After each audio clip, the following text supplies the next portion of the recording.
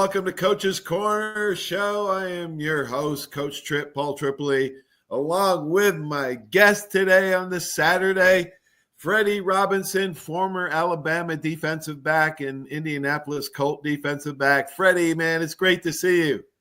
Coach Trip, Ed, how are you? Just good to be talking to guys that went through the things that I went through back in the 80s and see us still surviving and moving forward. We survived Al Miller, that's for sure, didn't we? Trust me, that was a lesson to be taught. After that, I think I could do anything. I could have been a Green Beret.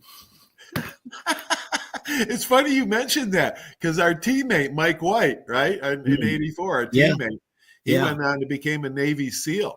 And he put up a picture of Al Miller in his Navy SEAL locker to keep him motivated because he didn't want to go back to Al and say he didn't make it.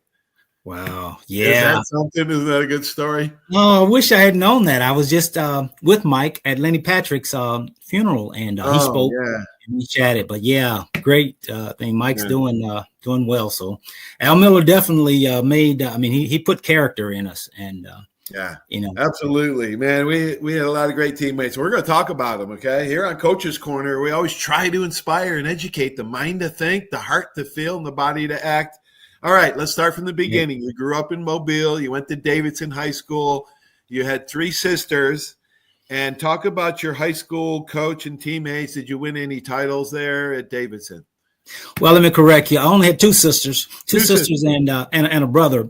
But we chased the title there. We were good. We actually, at one point, our defense only gave up 3 points a game. Wow. But we didn't make it. Our rival was Murphy High School, and which produced the Joey Jones and Joe Smith. Pat Washington went to Auburn. Those kind of guys. So they really had a lot of talent there. That was the thing I kind of hated about Mobile. There were so many schools with good teams. We beat up on each other. We couldn't get far. But some of the other schools like Enterprise and so forth, where you had one major school, they dominated. So. Wow. All right. Talk about your mom and dad growing up, because your mom and dad still with us. Your dad played football. Did. My father did. And, I had a great combination there. I had a dad who was a disciplinarian, provider, a leader, former athlete himself. He actually turned down a football scholarship because he was the oldest son. His mother was only 13 when she had him. So he came up and really was the house. He has 4 brothers and 5 sisters. So it was a lot of them. And he felt a lot of sense of responsibility.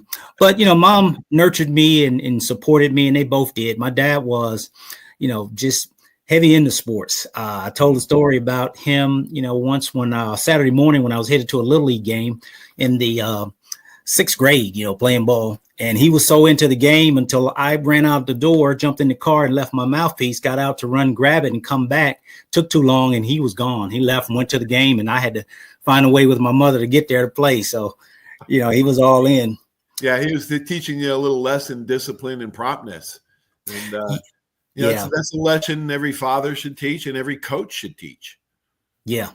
It was great coming up in the area that I came up in. I followed the footsteps of the great Richard Todd, who was from my high school that went on to quarterback at Alabama, Scott Hunter. There were just so many Mobile athletes there, and both football and baseball. My dad actually played with one of the greats, Cleon Jones, who was a Hall of Famer, Major League Baseball for the Mets, New York Mets. Actually, I got a book that he recently wrote, and he's still alive and really leading that community. So it was, just inspired me to want to be great. Mobile hosts the Senior Bowl. So I got to see great guys coming. I met Ozzie Newsome and hung out with him and shook his hand, and Doug Williams and all those guys that came out, that 70s crew. So I was just hungry to try to be one of them and follow in those footsteps.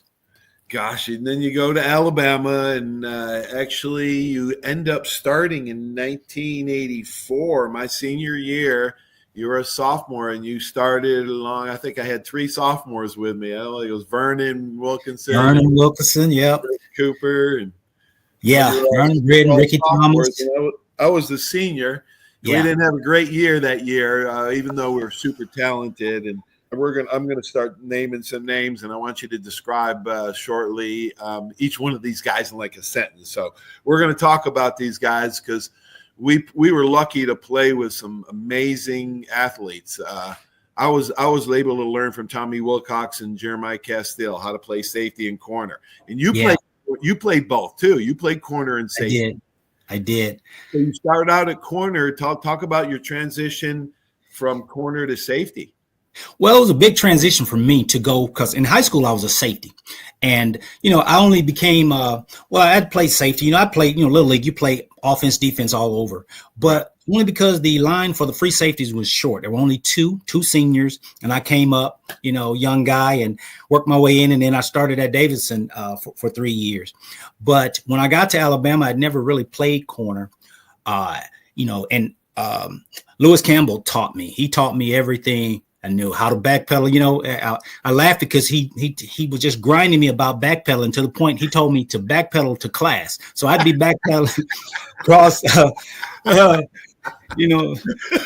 school. I mean, I did it, but it became natural to me. Yeah. And when I train guys now, I actually have them backpedal for a quarter mile around the track, just backpedaling. The muscles just seem to me, and it becomes easy. And to me, that's the foundation of being a corner, being able to backpedal smooth and swift, and then be able to change direction. So, that transition came because I have long legs. Me, I'm 6'2", so my center of gravity and that change direction. But I credit Al Miller to that. Off season, pipe drills, the box drills. We would do that. So those things really ignited those fast twitch muscles in me. Right. But it was good. But I think for me, it was kind of out of necessity. I was moved around in the secondary, as needed. So, against, in our era, it was about the run. It was that tall sweep. And of course, with Bo Jackson, Auburn, Tennessee, those guys, it was all about that, stopping that. So I did like to hit tackling drills. Yeah. We did do a lot of tackling drills. And we're going to talk about the transition from college to pro. How we thought that college was tougher physically than the pros, and it was. We'll talk about that. Yeah. The transition. Coach Campbell was such a great technical coach, and let's talk about that transition because when I got to the pros, my college coach at Bama, Lewis Campbell, was better than my pro coaches. Oh yeah. And they worked a lot, and we worked a lot harder in college. Talk about your experience in that realm. Well, exactly. I think in college, the mindset of the player, we're a student, we're a kid, and we are sponges, and we do what you say. We don't question it. We don't balk against it. And we do it to the degree that you say it, and I'm sure you went through this, what we all Bama guys know is gut check.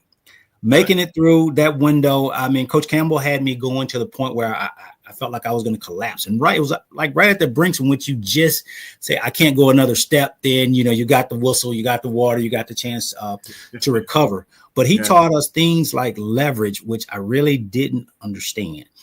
Based on man coverage or zone coverage, having that leverage and keeping it. So when the receiver is running around and they're weaving in, staying on that inside shoulder, so you're there to make the play, to make the break. But staying kind of crouched over. If you're standing straight up, the first thing you have to do is move down in order to move, because you never see anybody shifting gears standing straight up. So I always taught that as my DBs too, man. After that, because you're looking for.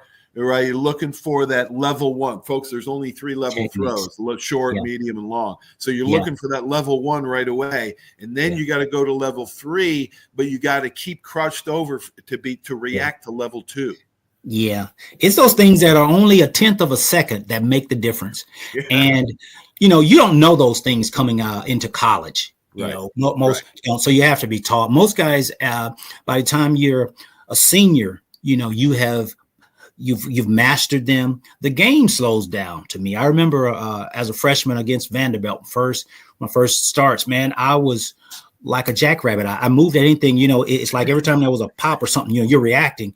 But then by the time you become a senior, you're kind of dictating the flow, and Right. you're really trying to bait the offense into doing what they think, the defense that you're Right. showing them. So but when I went to the NFL, it was it was eye opening, and I had the fortune of going in with a former teammate, Chris Good. Chris and I both got drafted to the Colts, so we decided to get an apartment, share an apartment. It was kind of crazy because we both had the same car. We got these. He got a black one, I got a white one. We were just like that, but having to doing it with him, going to practice and knowing each other. But he and I were like, we were like jackrabbits around, and we had the Alabama practice tradition. When you come out the tunnel at Bama, you hit it, you're jogging, you move from station to station, you knelt, you did not sit. And that's how we were programmed. But this was showing up the vets. Those guys were, used to that slow pace, and they corralled us one day, and they slammed us about 10 guys. They circled us up, and they said, "You guys got to slow down. We don't move like that here." It just wasn't the veteran DBs. It was all the veterans getting on you guys, huh? Oh, yeah. Yeah, it was. We just, So, we were just built that way. And I think that really showed in the Alabama pride. Like me, the first time I saw the guys, fourth quarter, you throw up those four fingers, that meant, hey, we're ready. We have trained. We are ready to go. And what really stood out to me was against Florida Gators. We heard so much about the swamp and the heat and all that. We get down there. We're not tired. Those guys, they're getting cramps and they're dying, and we just, walk through the swamp. So, I really credit Alabama for everything that was, taught. And, I think Coach Bryant brought that work ethic. And the high standard. Standard. When you're tired, when you're down, are you still able to perform, be disciplined, not make mistakes? Right. As a lesson taught. All right, so I got to bring this up because we talked about it earlier when we had a technical difficulty. But we played against Bo Jackson. We played against him a few times. 1984, we're beating them 17-15. They drive down and they line up for a 43-yard field goal. And you and I were back and forth on who should rush. And I was the captain my last game at Alabama, and I'm like, "No, Freddie, I'm rushing." I almost got it, but he pulled it left, so I thought I might have had something to do with it. But if he'd have made it, I don't know if I could have looked you in the face, man. I don't know, brother. Remember that. I remember it well. That's the tradition. We all want to make the play, right? But I guess it goes back to our freshman year when we come in, and as freshmen, all of the seniors get us one night and they take us in and indoctrinate us, and we know our place. So the protocol, the upperclassmen and that. So I was like, "Hey, buddy, you're a captain. Go get it." So just so glad that worked out for us. But all right, let's jump ahead to 85 Iron Bowl. I was gone. But you were a junior, and Van Tiffen kicks the long field goal to win it. Talk a little bit about that game. That game was so crazy. It was back and forth, and that's how all the Iron Bowls are. 1 minute, you're on top. It swings. It is such an intense game. Yeah. From the opening kickoff, every play. And one play I remember specifically was Bo Jackson involved him. And I hate to throw my guy under the bus. So Sammy Hood, I love Sammy, but I was moved to safety, and Sammy was a corner, and we were playing cover 2, and he was rolled up. He was up at the line, and all week we practiced. Sammy comes up, makes him come in the channel, and I meet him there in the hole. Well, Bo decided, the heck with that. He decided to go outside. He took his left forearm and he gave Sammy a shiver. And Sammy was over in the Gatorade, and now I'm turning and I'm chasing Bo. And I get there and I dive, and I think I got his thigh, and I grab it, and he, strong thighs of his just break loose. So I'm upside down looking over my head. I'm watching him going 75 yards up the sideline and just praying the backside can touch him, And then, brutal, wasn't he?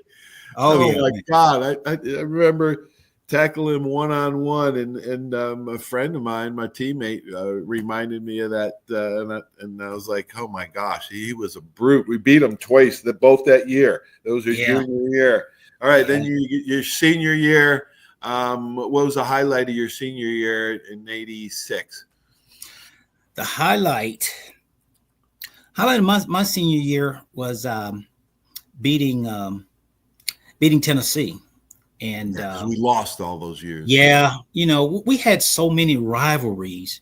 Every week was a big one, and I really liked the way the coaches prepared us. Coach Donahue was a big Tennessee guy. We had the Vols coming out of the hedges, and attacking us while practicing and all that. And then LSU, we'd have the Tiger roar and all that. But beating those guys, had a great quarterback in the name of Tony Robinson. Yeah, and. They kept those speedsters, for a DB, it was an extra challenge to play Tennessee because, Willie Galt and all those track guys, and you could be out there as a corner. Willie Galt and all those guys. Yeah. You could be out there on an island, man. And those guys. You better turn it 4 yards instead of 3 with those guys. Yeah. Beating those guys. All right. So you get drafted by the Colts. And Chris was also drafted in the same year by the Colts.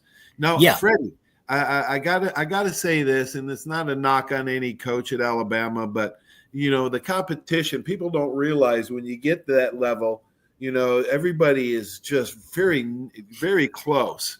And I don't know how I got my chance to play, but Chris started one game at Alabama and then like 7 years for the Colts. Yeah. Think about the underestimating that he went through and the grind that how did they draft him after only one start? Where did you and him get drafted by the Colts? Well, so I was drafted in the 6th round, and Chris, I think Chris was in the 8th round. They had 12 rounds back then.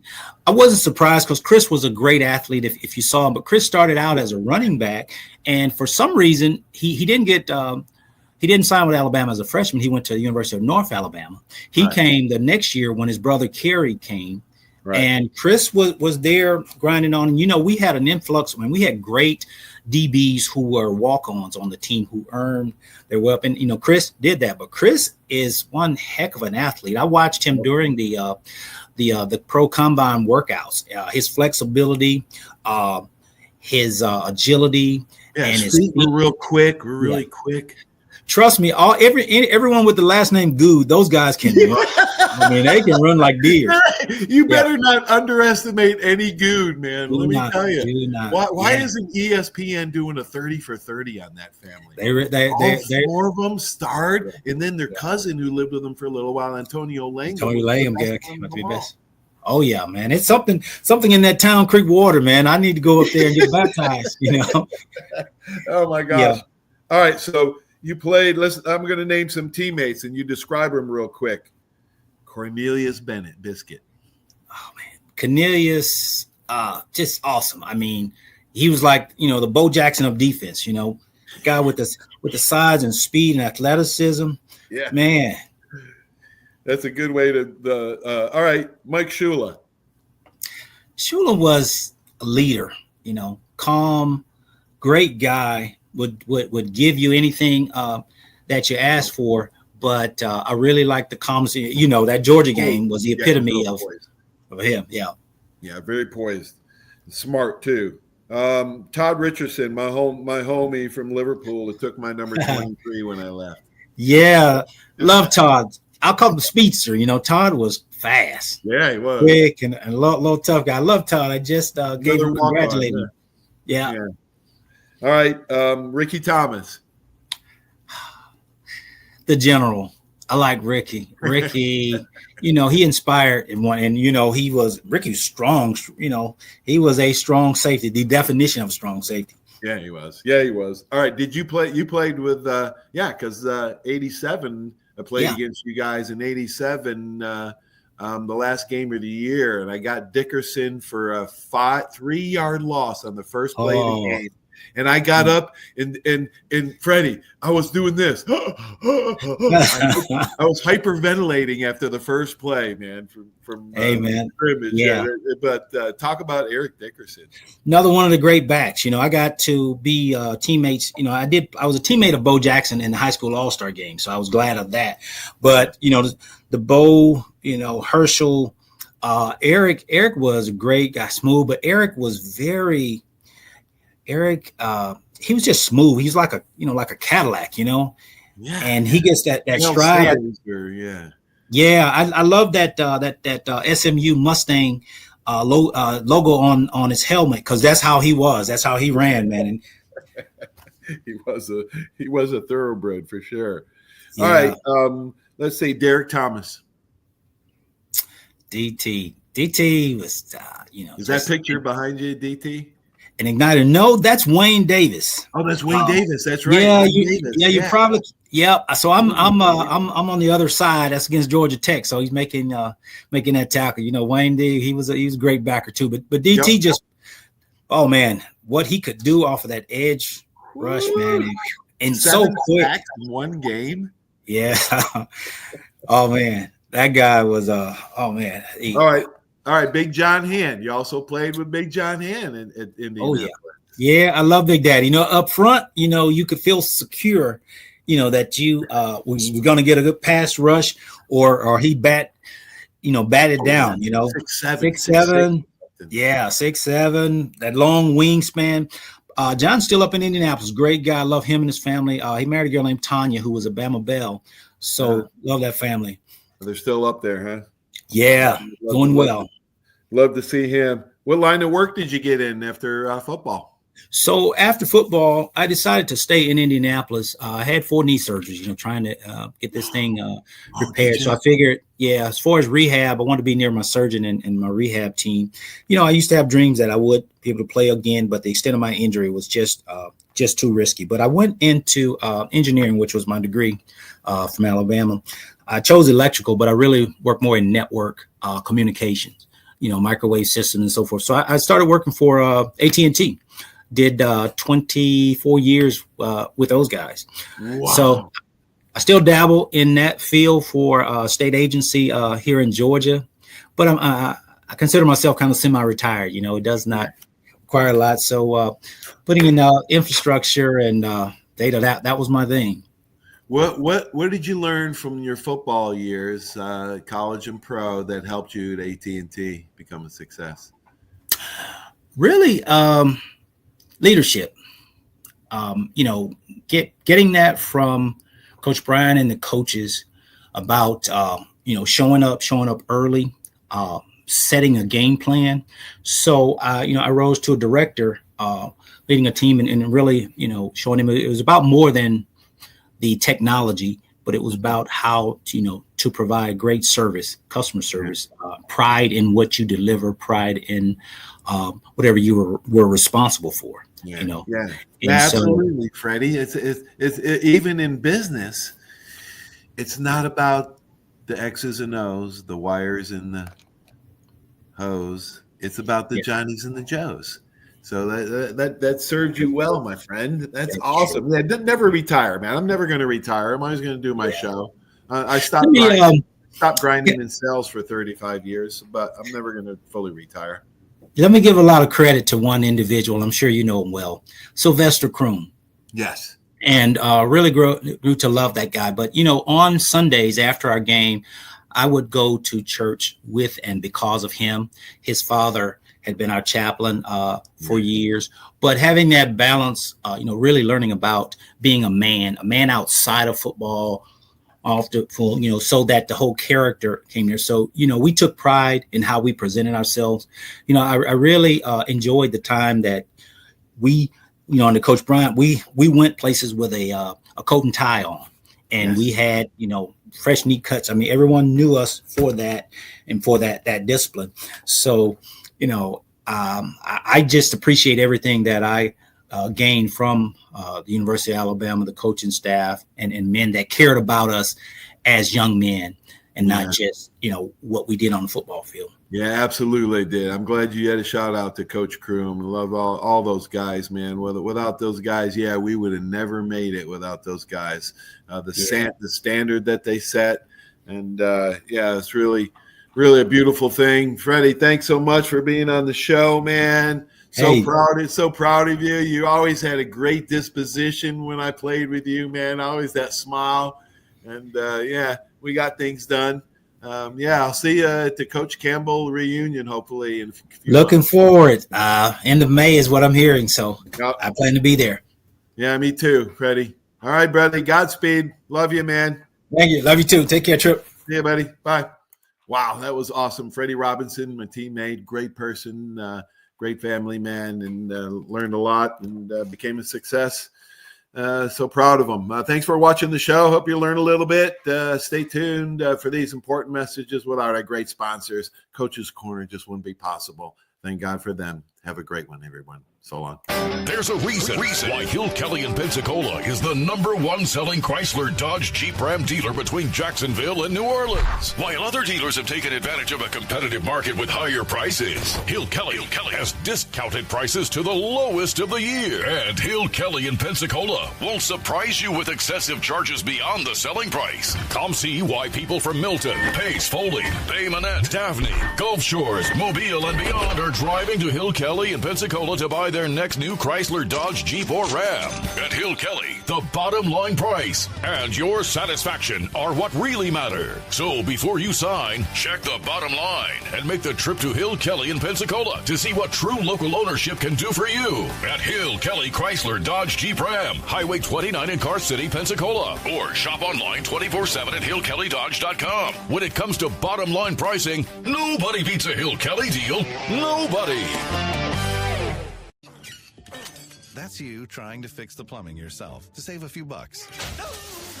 Doing things yourself doesn't always end well. The same goes for insurance. That's why Auto Owners works with local independent agents who tailor coverage to meet your needs and offer discounts for life, home, car, and business insurance. Because sometimes you need a professional to get the job done right. That's simple human sense. Are you riding around in a filthy vehicle? Dirty car no more. Visit Ronnie's Car Wash today to get it shining in no time. They have 3 convenient locations with another coming soon. The unlimited monthly wash packages start as low as $14.95 per month with free vacuums, multi-purpose spray, and towels. Visit them in Gulf Breeze, Navarre, Fort Walton, and soon Crestview. Don't wait. Wash today. Be sure to see Ronnie's Car Wash on Facebook to see the latest specials and discounts. You'll be riding and shining in no time.